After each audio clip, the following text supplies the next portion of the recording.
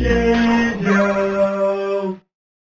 So he has this thing kind of shooting at you like a cobra. You just like, hey everyone, I'm Jesse from Janjo. Thanks for checking out this video in my new pad. First time recording out here, so that's kind of cool.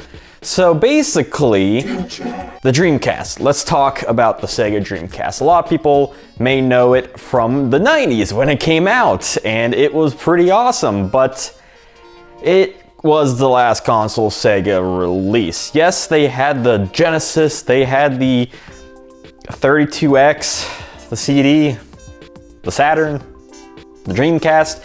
Yeah, it was a big of a downhill slope. Let's just say it how it was. Let's just put it all out there for everyone. It was a downhill slope for a game company, and that's kind of disappointing. Similar case with Atari, but let's not talk about that. Let's talk about what they did good. The Dreamcast. It was really awesome. You had a lot of great arcade hits on that console. You had stuff like Mortal Kombat Gold. You had stuff like Marvel vs. Capcom 2, Sonic Adventure, Echo the Dolphin. Okay, that's maybe not in the upper echelon of Dreamcast games, but I think you know what I am getting at here, and that is the Dreamcast had a ton of great games. But the problem was that no one played it, or the ones that did just burned the game. So, not many people got to play it, and the ones who did didn't help support the console, and that kind of made it go. So here we are in 2020, talking about the Dreamcast again. I got a thing right here, little setup I made myself. But the point is this thing, because the controller Dreamcast had, I think it's one of the more interesting controllers. It has this little interesting TV monitor here called the VMU, the Virtual Memory Unit, I think. So basically it was your memory card, and you could use it to do many weird things, like not only keep your game saves on there, but you could also have it to play little tiny mini games or have a little Chow Garden. It was really interesting. Have this thing just pop right out. Yeah, it's like a little Tamagotchi thing. You just stick it in there. Actually, I have two in here because you can put two in this thing. Isn't that weird? So yeah, you put it in there, and bam, you got a locked and loaded shotgun controller. That's pretty darn neat, if I do say so myself, and I do say so myself. I say.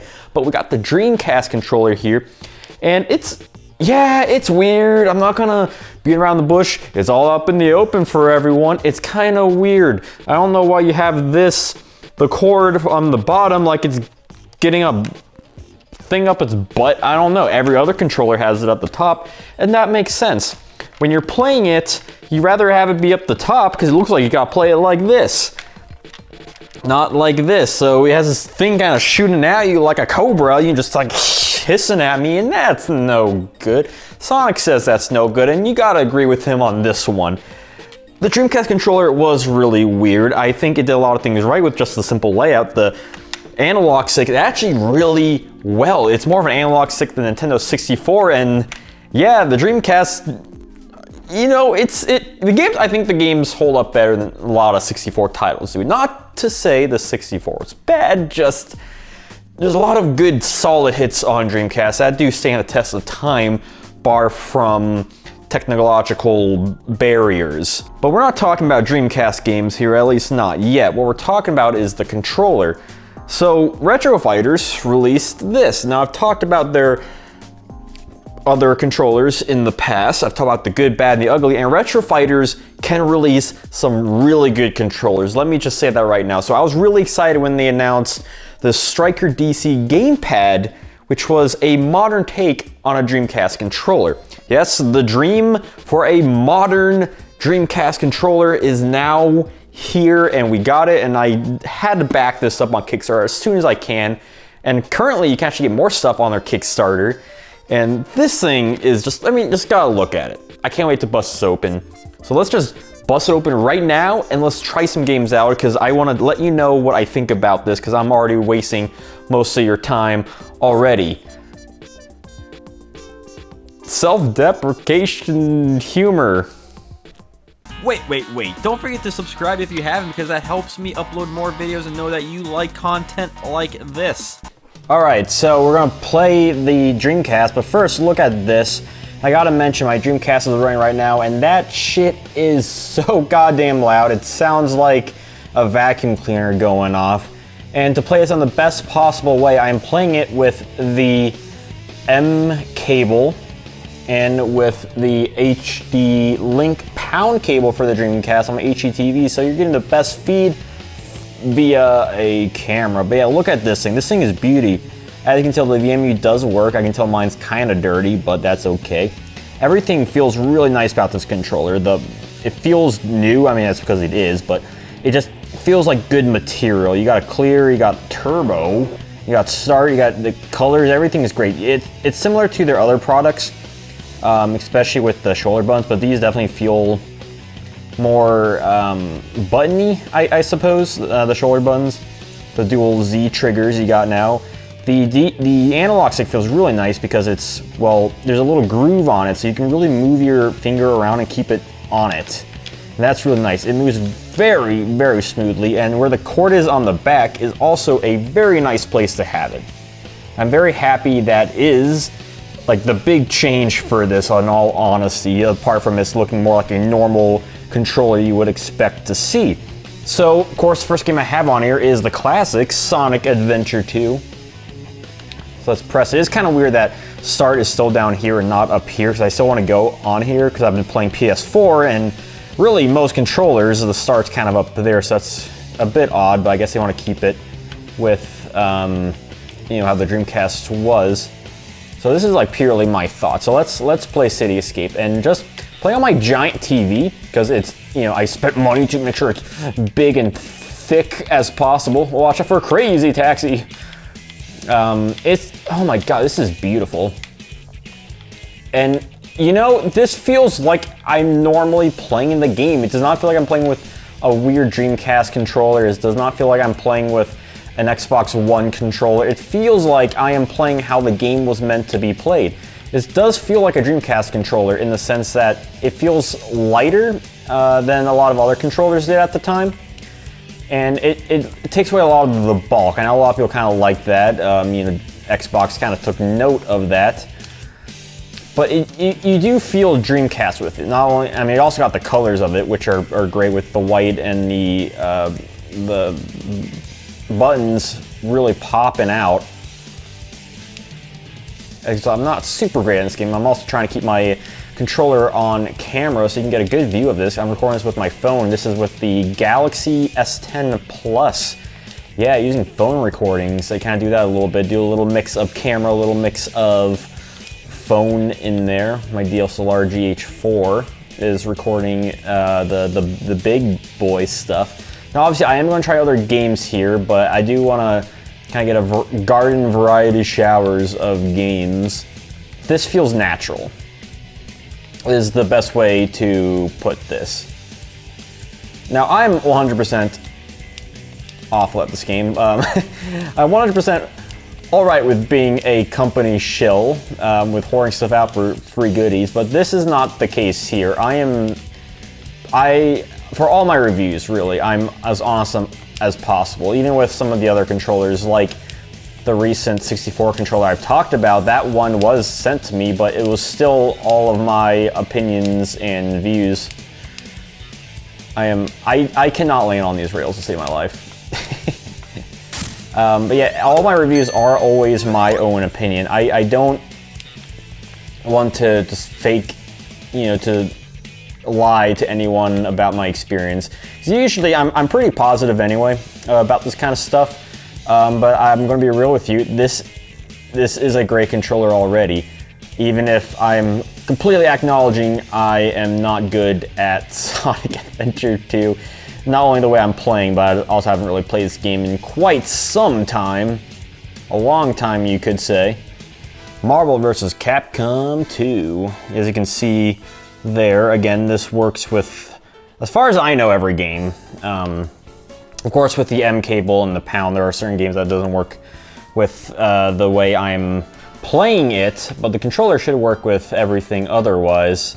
I got Akuma. Always enjoy Akuma. That's why I like the PS3 version. You have every character unlocked from the start, not really so much here. Gonna see how this goes. Again, this game I haven't played in a while, but I used to love playing this. I have done a review on this game, specifically on the PS3 version. Actually, let's try out the D-pad. D-pad, oh, that feels real nice.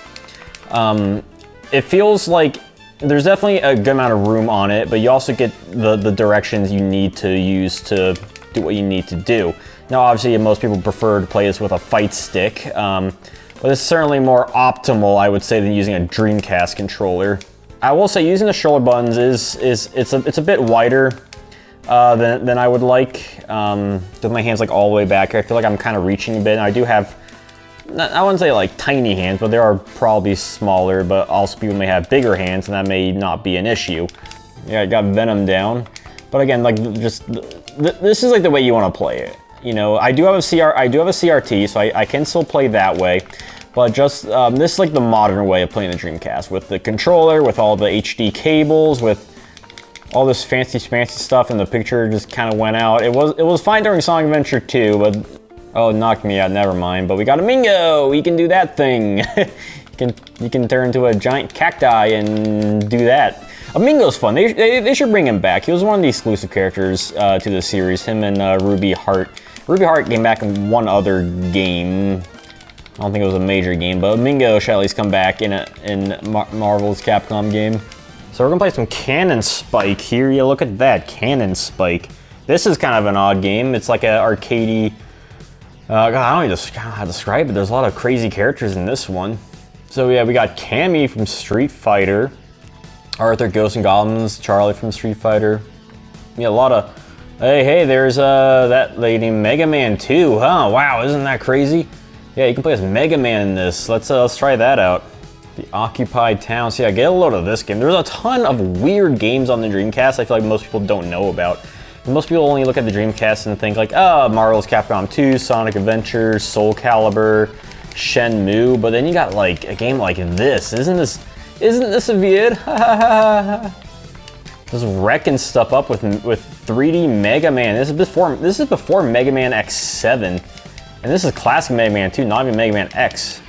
Yeah, this game feels really nice. Again, this controller, like I'm amazed. Like I thought it would, I knew it would be good, but I didn't know how good. And I'm about to die. Yep. Of course I want to continue. Again, it is kind of weird the start button's down there, but that's okay. Yeah, that's not a big thing to worry about. You can punch people with Mega Man. Look, Mega Man punch. Yeah, beat the shit out of her. Yeah, fuck you.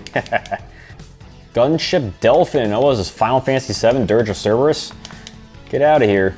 I'll punch a helicopter with Mega Man. Eat it. Ooh, what is this? What is that? A UFO Robo Vader? Oh, we got Star Wars in this? Oy vey. So obviously there's a lot of great things to say about this controller.